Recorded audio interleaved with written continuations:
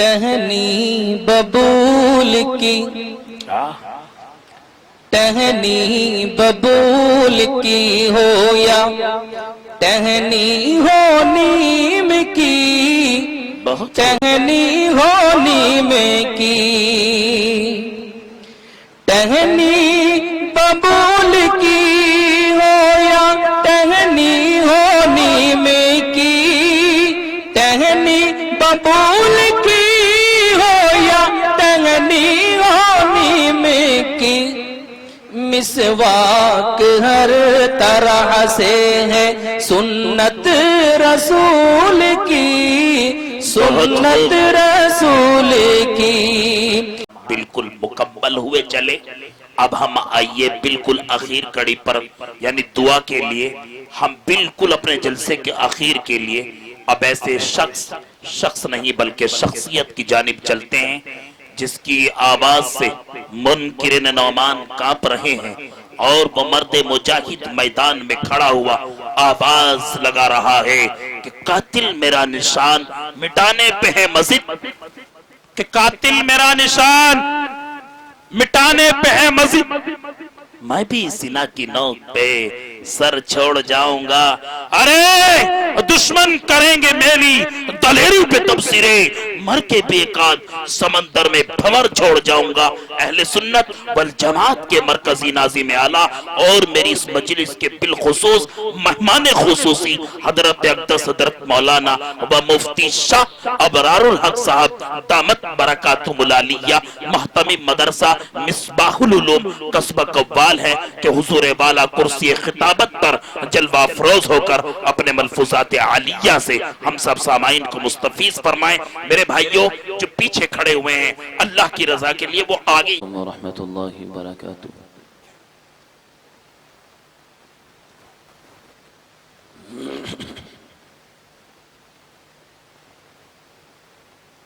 الحمد لله نحمده ونستعينه ونستغفره ونؤمن به ونتوكل عليه ونعوذ بالله من شرور أنفسنا ومن سيئات أعمالنا، من يهده الله فلا مضل له ومن يضلله فلا هادي له، ونشهد أن لا إله إلا الله وحده لا شريك له، ونشهد أن سيدنا ومولانا محمدا عبده ورسوله، أما بعد، قال الله تبارك وتعالى في القرآن المجيد، بسم الله الرحمن الرحيم،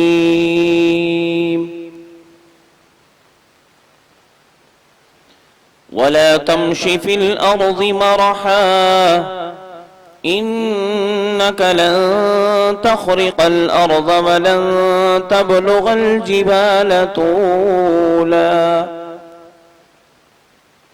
وقال الله تعالى في مقام آخر، إنا نحن نزلنا الذكر وإنا له لحافظون،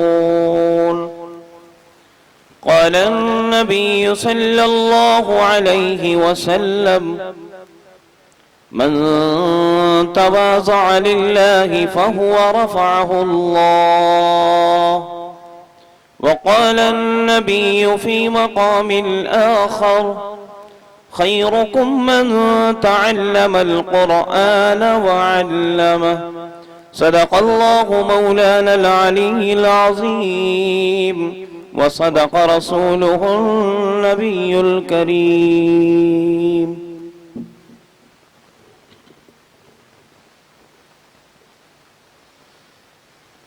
اسٹیج پر رونق افروز علماء دین،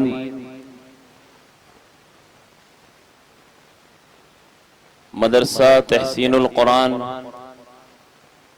کا یہ ہونے والا اجلاس عام اور تمام ہی حضرات بحیثیت مہمان جو اس میں کے اندر تشریف لائے جناب حضرت مولانا مفتی محمد تصور برنی صاحب، بڑا تفصیلی خطاب، ان کے بعد برادر کبیر جناب حضرت مولانا مفتی محمد امجد صاحب، جنہوں نے وقت کی نزاکت کو سمجھتے ہوئے اور جو ایام چل رہے ہیں خصوصاً اس عمل کی طرف توجہ دلاتے ہوئے اپنی گفتگو کو مختصر سے وقت میں مکمل فرمایا، ایسے ہی مدرسے کے روح رواں جناب قاری محمد شاکر صاحب، جن کے حکم پر یہاں پہلی مرتبہ خرمپور کی سرزمین پر تشریف آوری کا موقع نصیب ہوا، اس میں واسطہ جناب ناظم جلسہ حضرت مولانا قاری محمد شیر خان صاحب، ایسے ہی مدرسے کے اندر طلبہ کے اوپر محنت کر رہے میرے بھائی قاری محمد انس صاحب، رفیق سفر قاری محمد سہیل صاحب و دیگر علماء دین اسٹیج پر بحیثیت نور کے بیٹھے ہوئے ہیں، پسے پردہ بیٹھی ہوئی میری مائیں بہنیں اپنے جلسے کو سماعت فرما رہی ہیں۔ اب کسی لمبی چوڑی تقریر یہ بڑی بات چھیڑنے کا وقت ہرگز نہیں ہے، لیکن آپ سے پہلی مرتبہ گفتگو ہو رہی ہے۔ اللہ رب العزت سے دعا کر لیتے ہیں کہ پروردگار مختصر سے وقت میں کہ کچھ اہم گفتگو اور کچھ اہم باتیں اور پھر ان باتوں کو سن کر اور سنا کر اللہ سے عمل کی دعا کر لیتے ہیں کہ اللہ ان تمام باتوں پر عمل کی توفیق نصیب فرما دے۔ میرے بھائیوں، جیسا کہ آپ حضرات سے کہا جا رہا ہے کہ جو جہاں کھڑے ہیں وہ کھڑے نہ رہیں، ورنہ ہمیں ترس آئے گا کہ ہم بیٹھے ہیں اور میرے بھائی کھڑے ہیں۔ تو اگر ہو سکے تو ان جوانوں سے میں درخواست کروں گا کہ وہ یہاں آ جائیں، بچے نیچے ہو جائیں کرسی پر، میرے نوجوان بیٹھ جائیں گے۔ ویسے تو زمین ہمارے لیے بڑی خوبصورت جگہ ہے، اللہ رب العزت نے مجھے اور آپ کو زمین سے جوڑا ہے، اور جس کو زمین سے جوڑا ہے وہ زمین ہی پر رہے گا۔ آسمان چاہے نگاہ چاہے آسمان پر اٹھیں، لیکن وہ اپنے آپ کو زمین پر سمجھے اور اپنے آپ کو زمین سے جوڑ کر رکھے، اسی میں اللہ تبارک و تعالیٰ نے ترقی رکھی ہے۔ میرے بھائیوں، تمام دین کا خلاصہ اور تمام دین کا نچوڑ مذہب اسلام کے اندر سب سے پہلی پکار اور سب سے مضبوط پکار یہی ہے کہ انسان اپنی حقیقت کو سمجھ کر زندگی گزارنا، اپنے وقت کو پہچان کر زندگی گزارنا، اپنی حیثیت اور وجود کو پہچاننا۔ کہیں ایسا نہ ہو کہ تو اپنا گزرا ہوا وقت بھلا دے، کہیں ایسا نہ ہو کہ جس چیز سے تیری پیدائش ہے تو اس چیز کو ہی ذہن سے نکال دے، کہیں ایسا نہ ہو کہ جن 9 مہینوں کو تو نے اپنی ماں کے پیٹ میں گزارا ہے تو ان وقت کو بھلا نہ دے، اور تو جو زمین پر کھڑا ہو اللہ تجھے چند ٹکے کا مالک بنا دے، بڑے مکان کا مالک بنا دے، بڑی گاڑی میں بیٹھنے کی توفیق دے دے، تھوڑا سا خزانہ تجھ پر دنیا کا کھل جائے، تھوڑی سی روزی تیرے اوپر کھول دی جائے، اور تو پھر اتنا بڑا قلندر بنے کہ تیرے پیر بظاہر زمین پر ہو لیکن نگاہ آسمانوں سے اونچی ہو۔ اور اللہ رب العزت نے فرمایا وَلَا تَمْشِ فِي الْأَرْضِ مَرَحًا إِنَّكَ لَن تَخْرِقَ الْأَرْضَ وَلَن تَبْلُغَ الْجِبَالَ طُولًا، کہ انسان زمین پر اکڑ کر کے مت چلنا، زمین پر سینہ تان کر مت چلنا، زمین پر اپنے آپ کو بڑا سمجھ کر مت چلنا، تیرے اندر کچھ نہیں ہے۔ جب تجھے قبر میں ڈال کر لوگ مٹی دیتے ہیں، 3 لپ مٹی ڈالی جاتی ہے،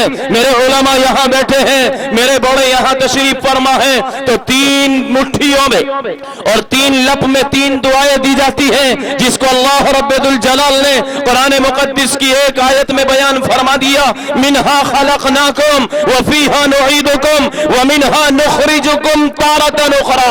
اللہ نے اشارہ فرمایا کہ اے انسان، جب تو اپنے مردے کے اوپر مٹی ڈالے تو بھی وعدہ کر کے جا، اپنے دل کو سمجھا کر جا، ہم اپنے بھائی کو دبا کر نہیں جا رہے، اپنے باپ کو قبر میں رکھ کر نہیں جا رہے، ایک دن ہمارے اوپر بھی آنا ہے۔ اسی زمین سے میں اور آپ پیدا ہوئے ہیں اور اسی مٹی کے اندر لوٹا دیا جائے گا، پھر حصے سے نکال دیا جائے گا۔ یہ اس آیت کا ترجمہ ہے۔ مذہب اسلام کا خلاصہ یہی ہے، جس انسان نے بھی اپنے آپ کو بڑا سمجھا ہے وہ دنیا کا سب سے بڑا لعین اور سب سے بڑا مردود کہلائے جانے کا حقدار ہے۔ اللہ رب العزت نے قرآن کریم میں سب سے زیادہ نالائقوں کا سردار اور جاہلوں کا ابا اور جاہلوں کا بڑا جاہل جس کو کہا وہی ہے جس نے اپنے آپ کو بڑا سمجھا۔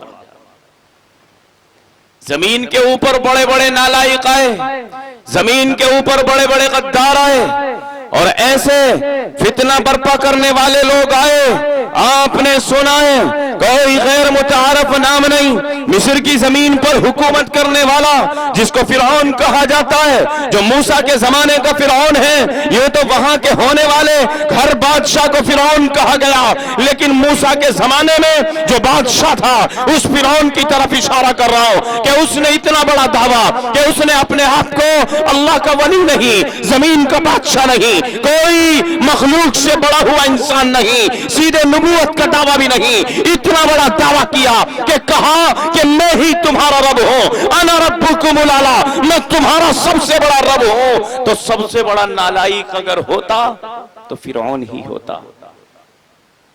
خرم پور کے مسلمانوں، یہ ایک سوال ہے تمہاری بارگاہ میں، یہ ایک سوال ہے اس ناچیز کا تمہارے ذہن میں ڈالا جا رہا ہے کہ کون اس زمین پر سب سے بڑا لعین اور مردود آیا ہے؟ انا ربکم الاعلی کا دعوے دار جس نے یوں کہا کہ میں سب سے بڑا رب ہوں، وہی سب سے زیادہ نالائق ہونا چاہیے۔ لیکن اللہ کا قرآن کہتا ہے کہ فرعون بھی ایک وقت میں ڈر گیا، انہوں نے اپنی ربوبیت کا دعویٰ چھوڑ دیا۔ کب؟ حتی یدرکہ الغرق قال آمنت۔ اللہ کا قرآن کہتا ہے کہ فرعون نے اپنی زندگی میں انا ربکم الاعلی کا نعرہ ضرور لگایا اور یہ پیغام ضرور ظاہر کیا کہ میں تمہارا سب سے بڑا رب ہوں، لیکن ایک وقت وہ بھی آیا جب حضرت موسیٰ علیہ السلام اپنے قافلے کے ساتھ اس سمندر کے کنارے پر ہیں، جب سامنے راستہ نہیں آتا، اللہ رب ذوالجلال نے عصائے موسیٰ سے اس کا معجزہ ظاہر فرمایا کہ موسیٰ اپنی لاٹھی کو سمندر پر مارو، یہ سمندر راستہ دے دے گا۔ چنانچہ آپ کے لیے وہ لاٹھی پانی پر ماری گئی، سمندر میں راستے بنا دیے گئے۔ موسیٰ اپنے لشکر کو لے کر گزر رہا ہے، فرعون بھی سمجھ رہا ہے جیسے موسیٰ کے لیے سمندر نے راستہ دیا ہے، میری اور میری قوم کے لیے بھی راستہ مل جائے گا۔ فرعون بھی اسی راستے سے گزرا، فرعون کی قوم بھی وہاں سے گئی، اور جب درمیان میں پہنچی رب کا حکم نازل ہو گیا، حتی یدرکہ الغرق قال آمنت۔ ابھی سے کہنا تھا کہ وہ وقت آ گیا کہ جو راستہ موسیٰ کے لیے بنا تھا وہ راستہ ختم ہو گیا، وہ ٹوٹ گیا، اور موجوں نے موجیں مارنی شروع کر دی، پانی ابال مارنے لگا، جیسے پہلے بہ رہا تھا اسی صورت پر بہنے لگا، ساری قوم غرق ہونے لگی۔ جب فرعون کے منہ میں پانی جا رہا ہے، حضرات مفسرین نے فرمایا جب اس کو لگا کہ موت کنارے پر ہے، موت حلق میں اٹک گئی ہے، اب تو زندہ رہنے والا نہیں ہے، اب تیری جان نہیں بچ سکتی، تجھے کوئی نہیں بچا سکتا، اللہ کا قرآن کہتا ہے جبکہ اپنی زندگی میں اس نے کہا تھا انا ربکم الاعلی، میں سب سے بڑا رب ہوں، اللہ رب العزت نے قرآن کریم میں جملہ ارشاد فرما دیا، فرمایا کہ جب اس کی موت حلق میں اٹکی ہے تو اس کو ڈر لگنے لگا اور کہا کہ موسیٰ آمنتو، میں ایمان لاتا ہوں۔ خرم پور کے مسلمانوں، کیا اس وقت کا ایمان مانا جائے گا جب موت سامنے نظر آ رہی ہو، جب موت حلق میں اٹک رہی ہو؟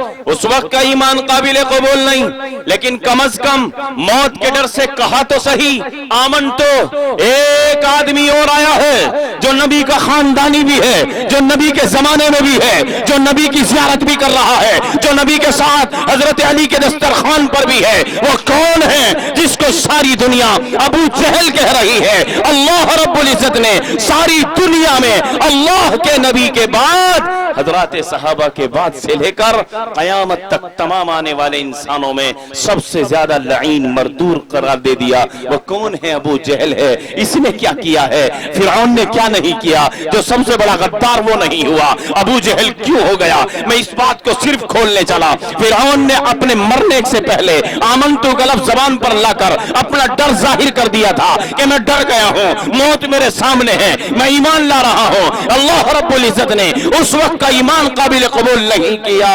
ابو جہل کے پاس بھی ایک ایسا ہی وقت آیا، اپنی زندگی میں تو کوئی کسر باقی نہ چھوڑی، ابو جہل نے کوئی کمی باقی نہ چھوڑی، یہاں تک کہ آپ صلی اللہ علیہ وسلم آمنہ کے در یتیم جو پیدا ہونے سے پہلے باپ کا سایہ سر سے اٹھ گیا، یتیمی کی حالت ہے، اور پیدائش کے بعد 5 یا 6 سال کی عمر میں والدہ کا سایہ بھی جدا ہو گیا، اور آپ کے دادا وہ چہیتے دادا جو آپ کو انگلی پکڑ کر چلنا سکھاتے تھے، وہ آپ کے دادا جو آپ کی طرف محبت کی نگاہ ڈالتے تھے، وہ دادا بھی چل بسے۔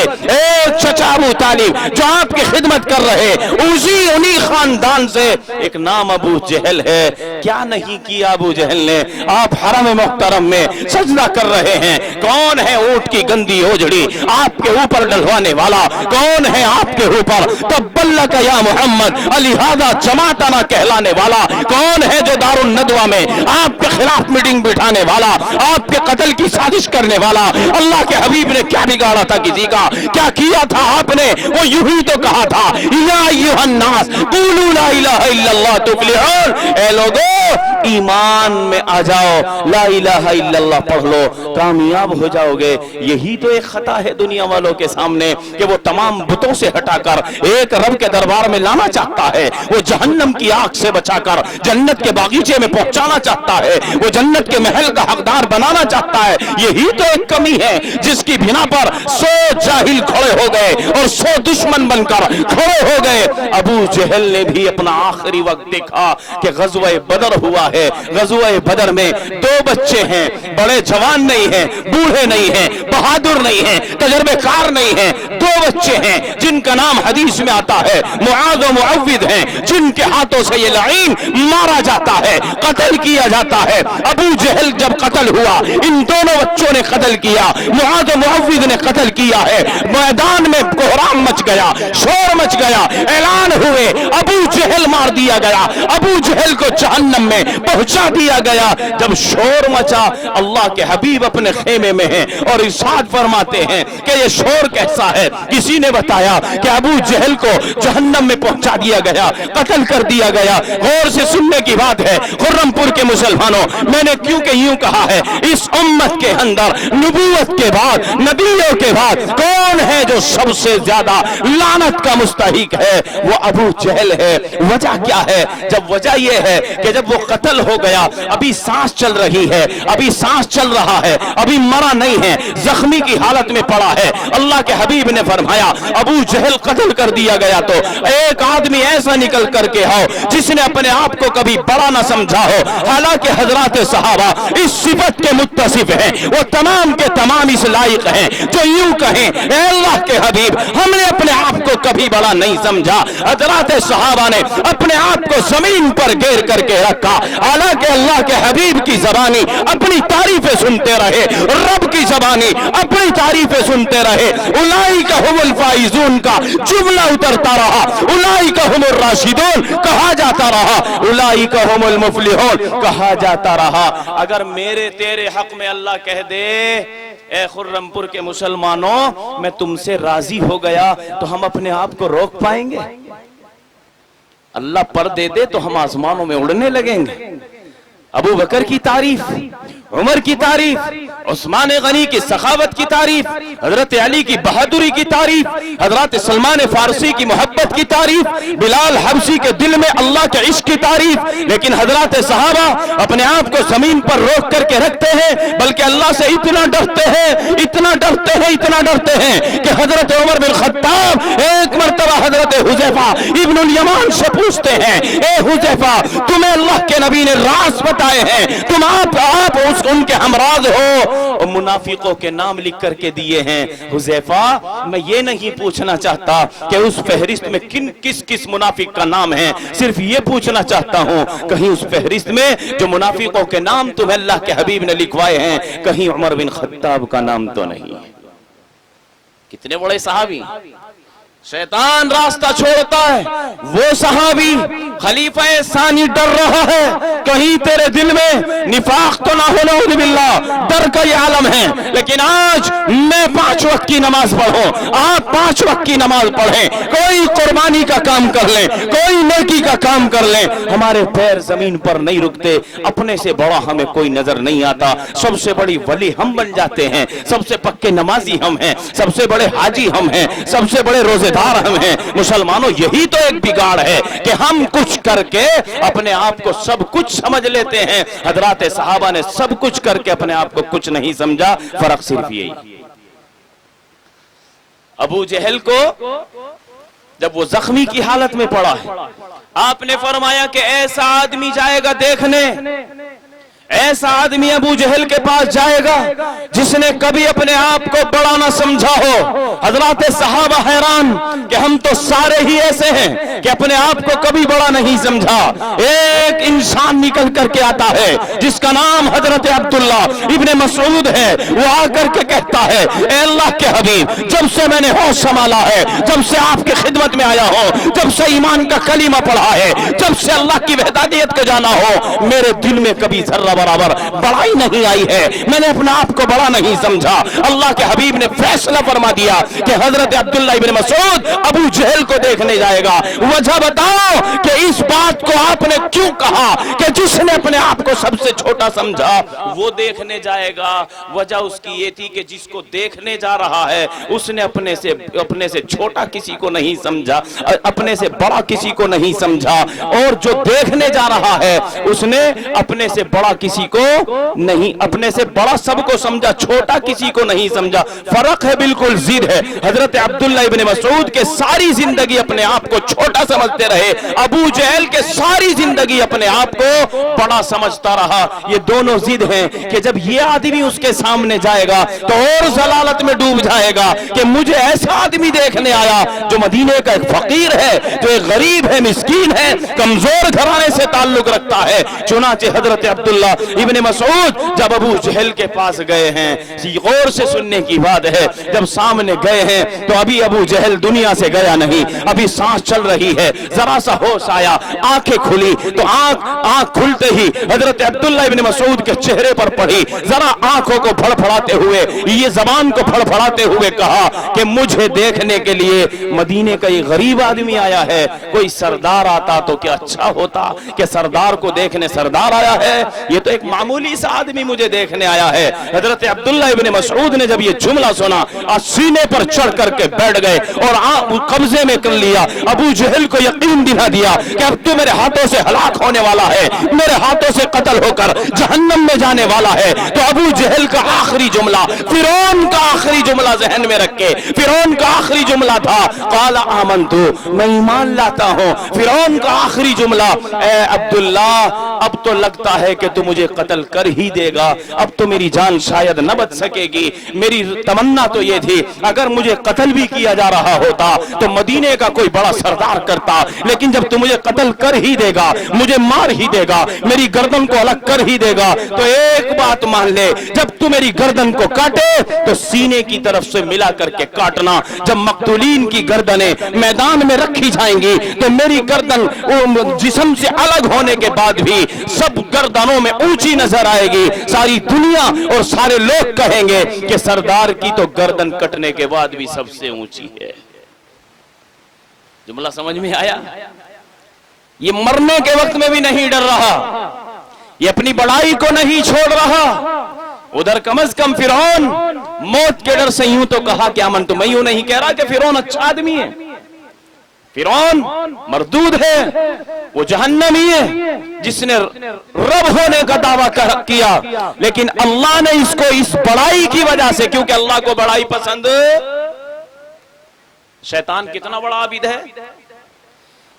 आपने सुना है, पढ़ा है, देखा है कि जमीन एक बालिश कहीं से नहीं बची जहां शैतान का सजदा न हुआ हो।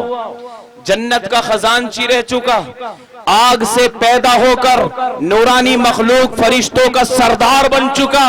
कितनी बड़ी फजीलत, लेकिन कौन सा गुनाह किया है? नमाज छोड़ी थी, रोजा तोड़ा था, कौन सी नाफरमानी थी? न चोरी की है, न नमाज छोड़ी है, न रोजा तोड़ा है, न ज़कात देनी छोड़ी है, न कोई और फरीज़ा है। अरे एक ऐसा बड़ा गुनाह है जो अल्लाह को पसंद नहीं है, वो किबरियाई है, वो बड़ाई है। शैतान ने अपने दिल में बड़ाई लाकर कहा, ये इंसान जिसको तूने मिट्टी से पैदा किया है, और ये शैतान, ये इब्लीस जिसको आग से पैदा किया है, भला आग से पैदा होने वाली चीज, मिट्टी से पैदा होने वाली चीज को सजदा करे?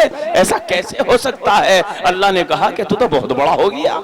अरे आग से पैदा हमने किया, मिट्टी से पैदा भी हमने किया, सजदे का हुक्म हम कर रहे हैं, तेरे जहन में ये बात कहां से आ गई कि मेरा दर्जा बुलंद हो गया, इसका दर्जा घट गया? दर्जे किसके हाथ में है? जोर से बोलो, जोर से बोलो। वतुइज़्ज़ु मन तशा वतुज़िल्लु मन तशा। अल्लाह ने कुरान में फरमाया है कि इज्जत भी अल्लाह के कब्जे में है, जिल्लत भी अल्लाह के कब्जे में है। जिसको इज्जत देना चाहता है इज्जत दे करके रखता है, जिसको जलील करना चाहता है सारी दुनिया मिल करके इज्जत देनी चाहे, उसको इज्जत नहीं मिल सकती जिसको मेरा रब जलील कर दे। ये मदरसे इस चीज का नमूना है। कितना जलील किया जाता है मदरसे वालों को, कितना जलील किया जाता है पढ़ाने वालों को।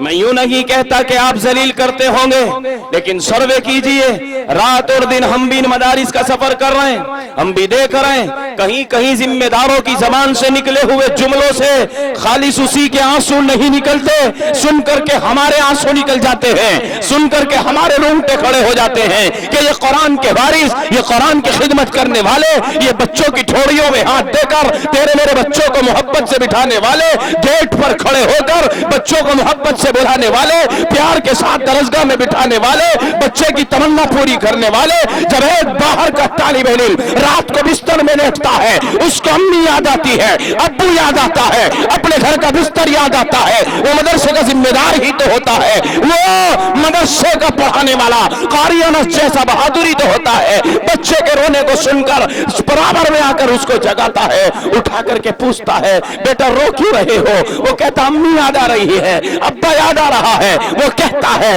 अब्बा अम्मी को छोड़ दो, हम तुम्हारे माँ बाप हैं, जरूरत बताओ क्या है? कुछ खाने को चाहिए, बात करनी है तो बताओ। अरे क्या चाहिए? ये तुम्हारे मेरे बच्चों की तमाम निगरानी करने वाले ये मदरसों के जिम्मेदार ही तो हैं। फिर भी क्या होता है, कभी कमची थोड़ी सी भारी लग गई और जिस्म पर निशान आ गया तो क्या लफ्ज दिया जाता है? क्या बिल्कुल कसाई बन गया? क्या कहा जाता है? अगर ये कसाई का लफ्ज या ये कि जालिम का लफ्ज या ये कि अपनी जबान में कोई गुस्ताखाना कलाम उस हाफिज और कारी को कहा जा रहा है, अगर वो बर्दाश्त न करे, नबी की सुन्नत पर न चले, सहाबा की कुर्बानी को सामने न रखे, इनके सामने हजरात सहाबा की कुर्बानियां हैं, नबी के खानदान की कुर्बानियां हैं, खुदा की कसम मैं और आप क्या कुर्बानी देंगे? मैं और आप तो एक रात नबी की मोहब्बत में नहीं जाग सकते, मैं और आप तो एक आध घंटा एक मैदान में नहीं खड़े हो सकते। मेरे नबी ने अपने पूरे खानदान के साथ, मेरी माएं बहनें तवज्जो दें, इस दीन के खातिर मेरे नबी ने अपने परिवार को लेकर, अपने खानदान को लेकर, जिसमें ऐसी औरतें भी हैं जिनकी छातियों से दूध पीने वाले बच्चे उनकी गोदों में हैं, शोबे अभी तालिब की कैद में कैद होकर, उस घाटी में कैद होकर 3 साल का जमाना गुजारा है, जब मक्के वालों ने बाइकाट किया है, नबी से कोई लेन देन नहीं करेगा, इस खानदान से कोई रिश्ता नाता नहीं रखेगा, बाइकाट कर दिया गया। किस वजह से? कि ये नबी हमें जन्नत में ले जाना चाहता है, जहन्नम से निकालना चाहता है, और हम निकलना नहीं चाहते, हम जन्नत में जाना नहीं चाहते, हम इस नए दीन को मानना नहीं चाहते। नबी ने बर्दाश्त किया, करते रहे, सहाबा ने बर्दाश्त किया, करते रहे। खुदा की कसम नबी के इशारे मिले, सहाबा ने कुर्बानियां दे दी, सहाबा ने इशारों को मानकर अपनी जानों को कुर्बान कर दिया। एक موقع آیا مسلمانوں، میری ماں اور بہنوں، آج تو میرے تمہارے پاس 10-10 جوڑے کپڑے سیف الماریوں میں ہیں، 10-10 جوڑی جوتے اور چپلیں ہمارے گھروں میں موجود ہیں۔ ایک صحابہ کی جماعت ہے جن کو اللہ کے راستے میں نکلنے کا پیغام نبی دے رہا ہے کہ چلو میرے ساتھ میدان میں نکلنا ہے، لیکن کسی صحابی کے پیر میں جوتی اور چپل نہیں ہے۔ کون سے جوتی چپل؟ وہ برانڈیڈ جوتی چپل نہیں، چمڑے کا چپل ہوتا تھا، چمڑے کی جوتی ہوتی تھی، کبھی وہ کچا چمڑا بھی ہوتا، کبھی داغ دیا ہوا چمڑا بھی ہوتا، وہ بھی ایک صحابہ کے پیروں میں نہیں۔ لیکن کبھی یہ شکایت نہیں کی اے اللہ کے نبی، مکے کی پتھریلی زمین ہے، یہ کنکریلی زمین ہے، ہم آپ کے ساتھ برہنہ پیر چلیں گے، ہمارے پیروں میں جوتیاں نہیں ہیں، چپلیں نہیں ہیں، ہمارے پیروں میں زخم ہو جائے گا۔ کبھی شکایت نہیں کی، آپ ساتھ چل دیا، پورا قافلہ چل رہا ہے جن کے پیروں میں جوتی اور چپل نہیں ہے۔ حدیث مبارکہ میں ہے، روایت میں ہے کہ ان پیروں میں زخم ہوئے، خون نکلے، اور اس خون کو روکنے کے لیے حضرات صحابہ نے اپنے کپڑے پھاڑ پھاڑ کر پیروں پر پٹیاں باندھی، اس قرآن کے خاطر قدم پیچھے نہیں ہٹایا۔ قید بھی ہونا پڑا تو ہوئے، قتل بھی ہونا پڑا تو ہو گئے، پیاسے رہنا پڑا تو رہ گئے، بھوکے رہنے پڑا تو رہ گئے۔ خدا کی قسم تمام تر قربانیاں حضرات صحابہ نے، اور ہم سب کے سردار امام الانبیاء تاجدار بطحہ محمد الرسول اللہ صلی اللہ علیہ وسلم نے قربانیاں دی ہیں۔ خرم پور کے مسلمانوں، آج اس مدرسے کو دیکھ کر بڑی محبت کے ساتھ یہ خوشی کا اظہار بھی ہے کہ چند سالوں میں میرے ان بھائیوں نے مل کر اس عمارت کو کھڑا کیا ہے، جس کی نسبت اصحاب صفہ سے ہے، جس کی نسبت اس آسمانی مدرسے سے ہے، جس کا استاد اللہ تبارک و تعالی ہے، جس کا پڑھنے والا سیدنا آدم علیہ السلام ہے، جس کو سورہ بقرہ میں اللہ نے فرمایا ہے وَعَلَّمَ آدَمَ الْأَسْمَاءَ كُلَّهَا ثُمَّ عَرَضَهُمْ عَلَى الْمَلَائِكَةِ، وہاں پڑھانے والا میرا رب ہے، پڑھنے والا انسان، سب سے پہلا نبی، سب سے پہلا انسان حضرت آدم ہے۔ اس مدرسے کی نسبت دنیا کے تمام مدرسوں کی نسبت جو قرآن کریم پڑھانے کا کام کر رہے ہیں، ان کی نسبت اصحاب صفہ سے بھی ہے، ان کی نسبت اس آسمانی مدرسے سے بھی ہے، اس کی نسبت دار ارقم سے بھی ہے۔ اس لیے میرے بھائیوں، آپ چند ہونے کے باوجود، معمولی سی تعداد میں ہونے کے باوجود اس نبی کے گھر کو آباد کر رہے ہو، آپ مبارکبادی کے لائق ہیں، آپ مبارکبادی کے لائق ہیں۔ اور جو یہ میرے بھائی یہاں خدمت انجام دے رہے ہیں، ابھی میں نے دیکھا کہ انتظام بھی اتنے بھرپور نہیں ہیں۔ ہم اپنے گھروں میں انتظام کرتے ہیں، انویٹر بیٹھ رہے ہیں، جنریٹر ہیں، نیچے فرش اور قالین ہے، ٹائلز ہیں، اور سب کچھ ہے، اے سیوں میں ہم بیٹھ رہے ہیں، حالانکہ یہ انتظام ابھی مدرسے میں نہیں۔ اس کے باوجود ہمارے بچے پڑھ رہے ہیں، جس کا نتیجہ یہ 3 بچے حافظ قرآن بن کر زبر و زیر کے ساتھ قرآن کریم کو اپنے دل میں رکھ کر تمہیں دکھانا چاہتے ہیں، تمہارے سامنے آ کر یہ بتانا چاہتے ہیں کہ ہم اس چار دیواری میں رہ کر ان ذمہ داروں اور ان مدرسین کے زیر نگرانی اور ان کی پرورش میں پل کے اللہ نے آج ہمیں اتنا بڑا انعام دے دیا کہ ہمارے نام کے ساتھ اللہ نے اپنا نام لگا دیا۔ یہ کتنا بڑا انعام ہے۔ آپ اپنے بیٹے کو اپنا نام دے دو گے؟ آپ کا سگا بیٹا ہے، اپنا نام نہیں دے سکتے؟ اللہ رب ذوالجلال قرآن کریم کے حافظ کو اپنا نام دے رہا ہے، 99 صفاتی ناموں میں سے ایک نام دے کر کے کہہ رہا ہے کہ میرے بندے تو نے میرے کلام کو سینے میں رکھ لیا، کیا انعام دو؟ انعام تو جب دوں گا ساری دنیا حیران ہو جائے گی۔ تیرے ماں باپ کو ایسا تاج پہنا دوں گا کہ سورج کی روشنی پھیکی پڑ جائے گی۔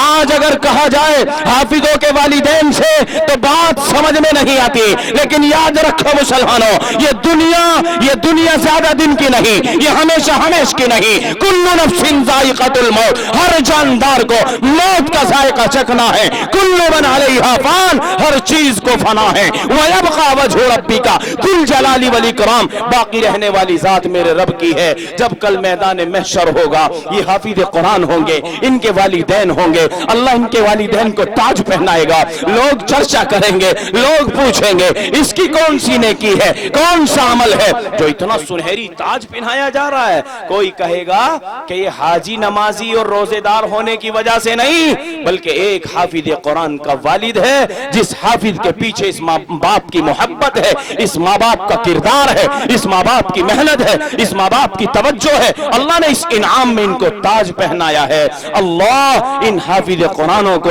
बेहतरीन आलिम बामल बनाए। मैं देखना चाहता हूँ, चाहे बाहर के हो चाहे गांव के हो, मेरी गुफ्तगू भी लंबी नहीं हुई, पहली मर्तबा आपकी बस्ती में आना हुआ। हालांकि कारी शाकिर साहब कोई नए आदमी नहीं, इनसे तो मुलाकात दूसरे जलसों में होती रही, लेकिन इस सरजमीन पर पहली मुलाकात। मुझे मालूम भी आज हुआ कि ये इस जगह पर हैं, ये तो मालूम था कि कहीं ना कहीं दीन का काम कर रहे हैं, लेकिन यहाँ आके पता चला कि ये इस जगह काम कर रहे हैं। मेरे भाइयों, इन हजरात की कुर्बानियां हमारे और आपके बच्चों पर लग रही हैं। मैं उन माँ बाप को देखना चाह रहा हूं जो इनके वालिदैन हैं, वालिदा तो अल्हम्दुलिल्लाह पर्दे में होंगी, वालिद कम अज कम सामने होंगे, बड़े भाई भी होंगे, छोटे भाई भी होंगे। आज इस मजलिस के आप दूल्हा हैं, आप इस मजलिस के आप खुशकिस्मत इंसान हैं कि आज जिन बच्चों के सरों पर दस्तार आई है, निस्बत में जो उनके बाप हैं, उनके पड़ोसी हैं, ताया हैं, चाचा हैं और उनके रिश्तेदार हैं, वो तमाम के तमाम खुशकिस्मत हैं। मुफ्ती अमजद साहब तशरीफ फरमा है, आपको मसला बताएंगे, आपको रिवायत सुनाएंगे। अल्लाह के हबीब ने फरमाया कि एक इंसान रब के सामने खड़ा होगा, अल्लाह कहेगा कि जाओ हमने तुम्हें बख्श दिया, अब वो गुनहगार होगा, वो कहेगा कि या रब आपकी मेहरबानी, आपका फजल, आपका करम कि आपने मुझे बख्श दिया, लेकिन मेरी तमन्ना है, मैं पूछना चाहता हूं कि किस नेकी पर मुझे माफ कर दिया गया। आदमी की तमन्ना होती है कि नहीं होती है? मरने के बाद दोबारा जिंदा होंगे, हर ईमान वाले का अकीदा है। हाथ उठा के बताओ तुम में से कौन कौन नहीं होगा? मरने के बाद तुम में से कौन कौन जिंदा नहीं होगा? हाथ उठा के बताओ। अब जो होंगे वो दोनों हाथ उठा के बताओ। मरने के बाद जिन्हें जिंदा होना है, दोनों हाथ उठा के बताओ। ये तुम्हारे हाथ लिखे जा रहे हैं, ये एक ईमानी अकीदा तुम्हारा किरामन कातिबीन लिख रहे हैं कि ये अकीदा बयान कर रहे हैं कि हमें मरने के बाद दोबारा जिंदा होना, क्योंकि ये ईमान वाले का अकीदा है। मेरे भाई, जब मरने के बाद दोबारा खड़ा होना है तो मैदान महशर तो कायम होगा कि नहीं होगा? उस वक्त में नफ्सी नफ्सी का आलम होगा। मुफ्ती साहब बताएंगे कि वो पूछेगा अल्लाह कौन सी नेकी पे मुझे माफ कर दिया, जबकि रब के सामने बोलने का किसी को हक नहीं। अल्लाह तबारक व तआला जिसको इजाजत देंगे वो बंदा बोल देगा। यौम यक़ूमुर रूहु वल मलाइकतु सफ़्फ़ा ला यतकल्लमून इल्ला मन अज़िन लहुर रहमानु व क़ाल सवाबा। अल्लाह जिसको इजाजत देगा वही बोलेगा, और वो भी ठीक ठीक बोलेगा, गलत ज़बानी नहीं कर सकता। अल्लाह कहेगा कि मेरे बंदे बस माफ हो गया, चला जा।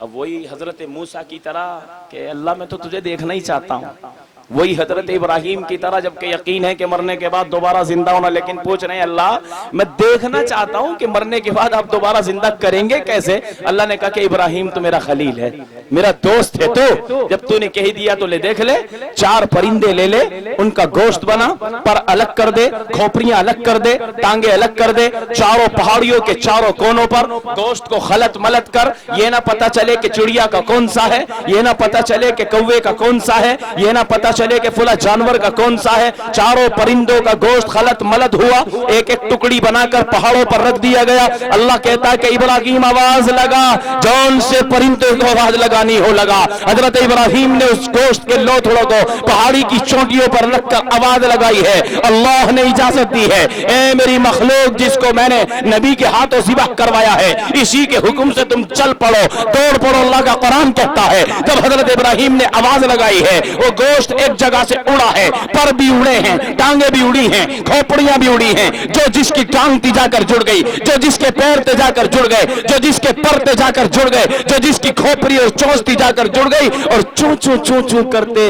इब्राहिम की गोद में आ गए। कहा कि इब्राहिम देख लिया हम कैसे पैदा करेंगे।